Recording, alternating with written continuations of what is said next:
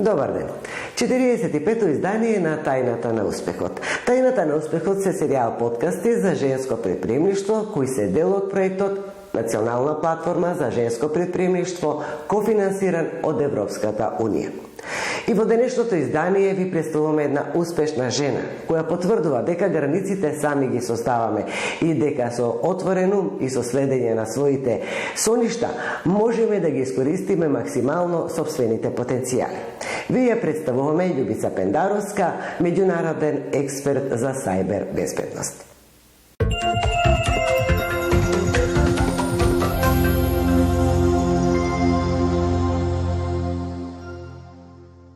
Љубица, добро дојдовте во Тајната на успехот. Добро ме најдов. Меѓународен експерт за сајбер безбедност. Од каде девојка како вас во оваа професија? Кариерата ја започнавте како асистент на правниот факултет во Скопје, одделот на човековите права. Како течеше вашата бизнис приказна? Па добро, како што напоменавте сега, мојата приказна е малку интересна, бидејќи во времето кога јас почнував во таа сфера, поточно мојата потесна област, тоа се приватност и заштитата на личните податоци како дел од сајбер безбедноста во поширока смисла, тогаш беше уште почудно тоа што е да се биде денес жена во сферата на сајбер безбедноста, која што е доминантно се уште машка средина. Меѓутоа јас и тогаш и сега се шегував на прашањето како се чувствувате во средина која што е доминантно машка, јас велев како јаготка на шлагот. Тоа значи дека и тогаш и сега ми е пријатно во таа средина, бидејќи е средината во која што јас сметам дека има што многу и ние како жени да дадеме во поширока смисла на зборот.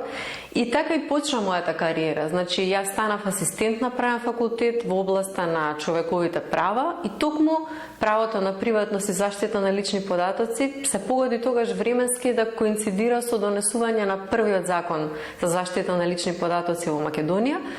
И некако паралелно се створи таа, како да речам, тој амалгам, таа приказна меѓу мене и заштитата на личните податоци, која што трае.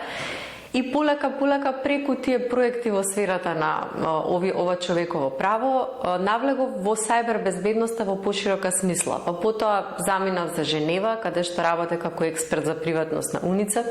Работев на бројни проекти на НАТО, Светска банка, ОПСЕ, Европската Унија. И некако дојдовме и до тоа да делот таа приказна со жените во сајбер безбедноста од европски рамки, таа европска приказна да ја преточиме овде и кај нас преку формирање на едно здружение Women for Cyber North Macedonia, односно жените за сајбер Македонија, која што организација што ги поддржува и ги потикнува жените да се вклучат во сајбер безбедноста.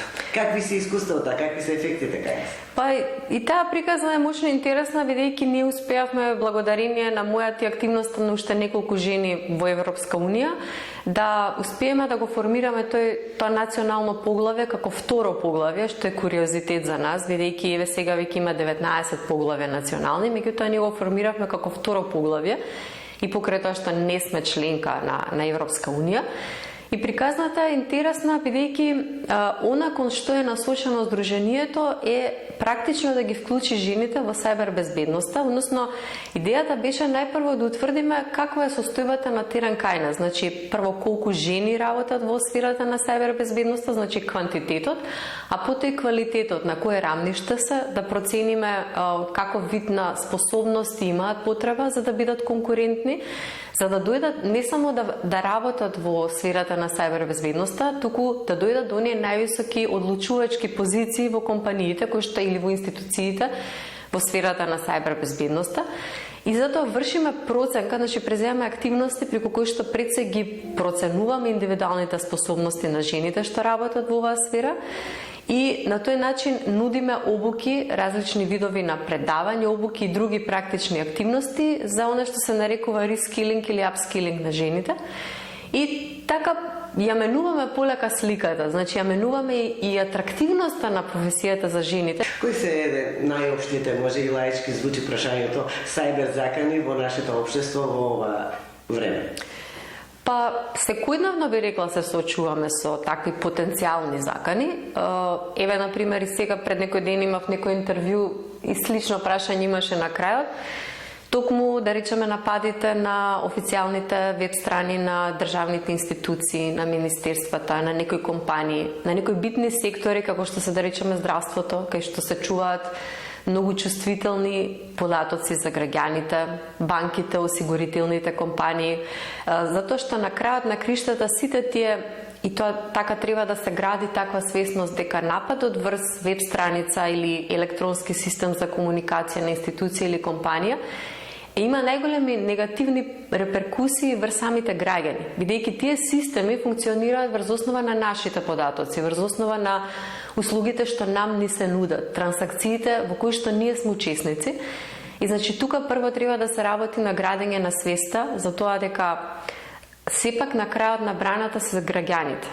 Значи почетокот и крајот сепак се граѓаните, она што значи нив личен интегритет. Така да тоа се главните предизвици со кои што се соочуваме. Еве понатаму нападот на критичката инфраструктура, значи се може да се направи преку притискање на едно копче. Значи буквално може да се смени цел систем на функционирање. Може да се онеспособи, како што беше на пример со фондот за здравство. Долго време и кои последици ги остави големи за тој последици и се уште тие последици се чувствуваат, бидејќи на пример, еве мене лично ми се случи пример, во понеделник да треба јас некоја услуга да користам на фондот, беше невозможно бидејќи се врши апдейт и бекап заштита на податоците. Значи сето тоа се работи кои што укажуваат на потенцијални ризици во оваа сфера. Вашата професионалност и квалитетниот приход кон работата не останува незабележан. Два пати бевте на листата на 50 највлијателни жени во Европа во делот на сајбербезбедноста. Зашто станува зборење по-конкретно? Па, тие се секогаш работи што ми изнудуваат насмевка на лицето, бидејќи се моја лична гордост, би рекла. Меѓутоа, сметам дека треба да бидат и гордост на македонското општество, бидејќи јас сум граѓани на Македонија, тука и живеам, иако работам и повеќе надвор од Македонија, и сепак својот придонес го давам и овде, донесувајќи нешто од надвор. И секогаш го потенцирам тоа дека особено е голема привилегијата кога ќе успеете да дојдете до таква конкуренција, а потекнувате од земја која што не е конкурентна во таа сфера, не е богата, мала е на картата, и тоа е уште една потврда дека некогаш личниот капацитет, вложувањата во голема мера допринесуваат да ја поставите на светската карта во позитивна смисла, да се поставите не само себе си, туку и земјата од која што доаѓате и да го покажете потенцијалот со кој што располага земјата. Продолжувате со исто темпо, вече направивте на уште едно признание, влеговте во финале за највлијателни жени во Европа, повторно ќе кажам, во делот на сајбербезбедноста. Да, и најинтересно кај овие работи, тоа е баш од пред 2-3 дена информација, се уште е во тек, значи ќе видиме како ќе заврши, но самиот факт што сум дел од финалистите во таква конкуренција за мене е навистина чест. Најинтересното е тоа што тамо ве предлагаат луѓе кои што не знаете дека сте воопшто предложени за таква награда. И кога ќе се распрашате, секогаш ми е интересно тоа од каде дојде номинацијата, значи кој се сетил на мојата работа, ќе видите дека се тоа луѓе преку луѓе пренесувано за она што сте го работеле, за трагата што негде сте оставили тогаш кога мислите дека тоа поминало незабележано. Значи тоа е најголемо признание за континуитет во тоа што го работите. Значи ако работите се движат, а светот ви е конкуренција, бидејќи там нема врски, нема потекнуваш од таа фамилија, значи тоа презем и така натаму, тогаш уште поголема сатисфакцијата. А ќе видиме како ќе биде ове сега со номинацијата. Споменавте презимето, јас нема избежно е да го поставам прашањето Пендаровска, како се вашите семејни врски со актуелниот председател на Македонија? Па да, презимето е интересно, необично и ретко се среќа во Македонија, ама ете се случи дел од фамилијата еве да ја врши таа председателска функција, значи заедно фамилија со председателот. Меѓутоа тоа без В и со В, јас секогаш за жал ме пишуваат со В иако сум без В. Чи тоа се меѓутоа фамилиарните врски тога постојат. И горда сум на тоа бидејќи мислам не навлегуваме во политика, меѓутоа гордо се да го имам Стево како дел од фамилијата. Да. Споменавме за наградите, повторно си се вратам. Што за вас ваквите признанија значат? Дали значат потврда нормално и за тоа што се работеле, но обврска за вложување на уште поголем труд во иднина? Да, подеднако двете. Значи, во еден период е едното повеќе, во другото. Во еден момент си дозволувам кога ќе дојде до ваква номинација, до таков избор, да поуживам малку во тоа, бидејќи сватив со текот на времето дека човек мора да научи да ужива во плодовите на она што го сработил, барем за момент, бидејќи потоа влегуваш во нов циклус и тој нов циклус бара од тебе уште повеќе вложување, и тоа е фазата во која што го доживувам како уште поголема одговорност. Оваа работа бара многу вложување во неформално образование, значи меѓународни сертификати, обуки, кои што јас како обучувач самата прво треба да ги поминам за да бидам конкурентна. Тоа значи многу вложување, пред се финансиски, потоа временски, значи меѓутоа секогаш ми се покажува дека тие работи се исплатливи кога работите ги гледате на долг рок. Да. Ви сметаме за успешна жена. Колкав е данокот на успехот? Од што треба да се откажете, еве, например, лично вие за да го стигнете овој степен на развој на вашата кариера?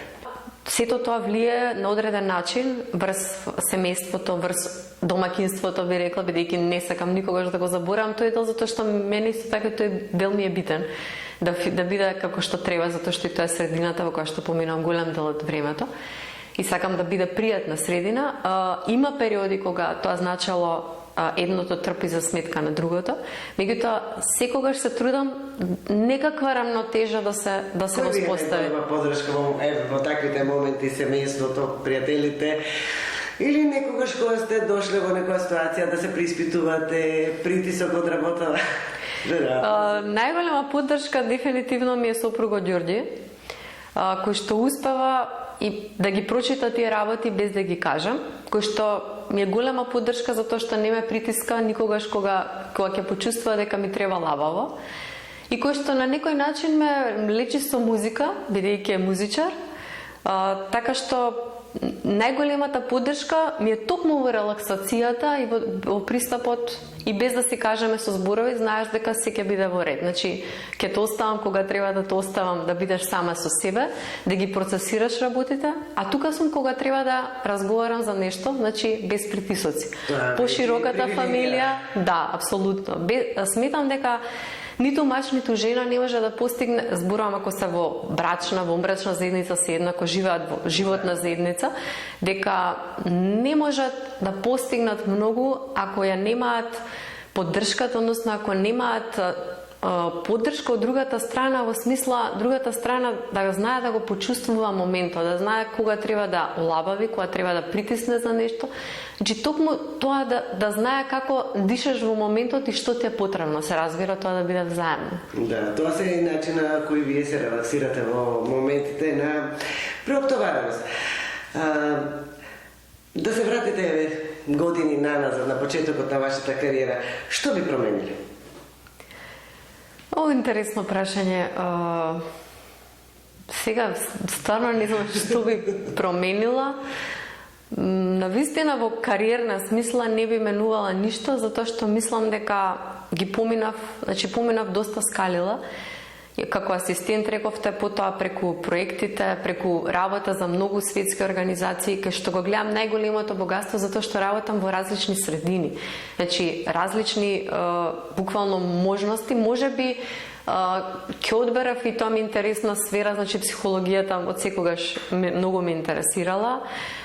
И можеби покрај влијанието на брат ми кој што е доктор на психолошки науки, и тука можеби би работела повеќе, јас работам лично постојано на личен развој од тој аспект, меѓутоа можеби малце повеќе професионално би се свртала на тоа, кој знае. Каква порака би пратиле на младите девојки, на жените кои се колебаат да започнат свој бизнис, да започнат собствена кариера? Дали е потребно повеќе храброст, дали е потребно повеќе средства или да исследат собствените соништа?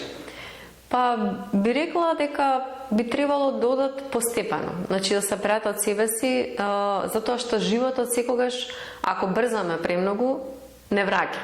И тоа и мене ми се случило во некои прилики, и тоа е дел од процесот на созревање, процесот на лично растење кој што секогаш оди паралелно со кариерниот развој. Значи не можете, ако не сте лично развиени до одреден степен, и кариерата да ви оди напред, а при тоа да обезбеди континуитет. Значи секогаш за тоа велам, животот ќе ве враќа некако назад, но и тоа не е страшно. Значи дали учиме од личните грешки, некогаш ги плаќаме повеќе, меѓутоа битно е да учиме. Значи да си го следат собственото, она што, иако е многу тешко да речеме во годините кога се одлучуваат за факултет, за постдипломски студии, или не мора да е за формално, за неформално образование, некогаш е тешко да се одлучите, па тргнувате по трендови, бидејќи се знае дека сега сајбер безбедноста има многу побарувачко од работен кадар во светски рамки, има недостаток. Тоа е едната привилегија која што треба да ги мотивира напред. Значи, имате отворени работни места, имате добро платени работни места, светот за вас нема граница, затоа што можете да работите од овде за светот и во светот. Колку женските организации, како што споменавме, Националната платформа за женско предприемништво, може да помогнат на овие жени кои се двома дали да започнат свој бизнис, да им откријат патот по кој треба да одат, изворите кои може да се финансираат за нивниот почеток? Па јас лично сметам дека тие се еден вид револуционерни организации за кои што се за восхит, бидејќи еве работам со една таква организација од помал обем, меѓутоа особено Националната платформа за женско предприемништво покажа претходниве години, едноставно само ако ги отворите нивните социјални мрежи ќе видите колку секојдневно активности имаат, од обуки, советувања, менторски систем, престои надвор, конференции, значи тоа секако е многу битно во едно општество, бидејќи прво им покажува и на жените дека тука постои некој кој што е спремен да им подаде рака, да им даде совет, да им овозможи некаков грант, да ги поврзе со, или пак, еве како што претходно дискутиравме, да помогне во подготовка на апликации за проекти, за развојни идеи, поврзување со институции. Исто така овие платформи се многу битни за да разбудат државата, односно не да разбудат, туку секогаш да држат на аларм, дека тие работи се тука, постојат, тие прашања се тука, постојат, жените се тука и можат да дадат голем придонес во општеството. И затоа сметам дека еве како и Националната платформа, таквите организации се особено битни и особено поврзувањето меѓу таквите организации, действувањето како една поширока токму платформа е многу битно. Љубице, можеме да разговараме уште 2 часа. Се согласувам. Доволни, меѓутоа времето ни е ограничено. Ви благодарам за учеството во тајната на успехот. Ви посакувам уште поголеми успеси од она што досега сте постигнали и некоја следна средба да разговараме до каде сме и што сме постигнали. Ви благодарам и вам.